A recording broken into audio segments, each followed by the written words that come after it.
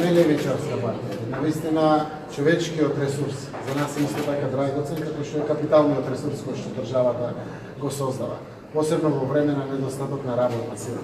Во време кога сиромаштијата секако треба да биде таргет заради тоа што сакаме се повеќе да помагаме на посиромашните луѓе заради создавање на една средна класа која што за жал е изгубена низ овие 30 децении самостојност на државата.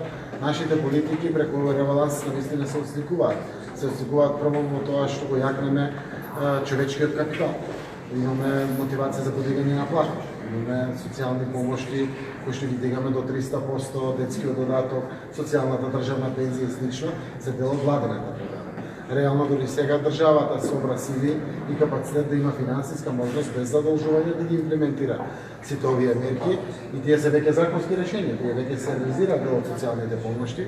Веруваме дека со капиталните инвестиции кои што се намалени за 50 милиони, значи 372 милиона остануваат капитални инвестиции, дај Боже да ги реализираме, правиме една одлична реалокација на јакнење на човечкиот капитал.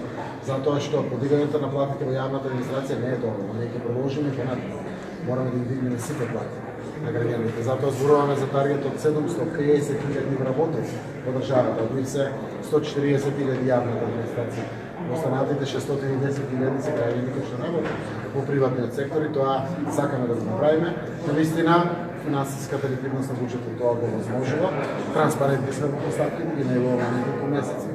Разговараме со коморите, разговараме со синдикатите и верувам дека ваквите политики ќе дадат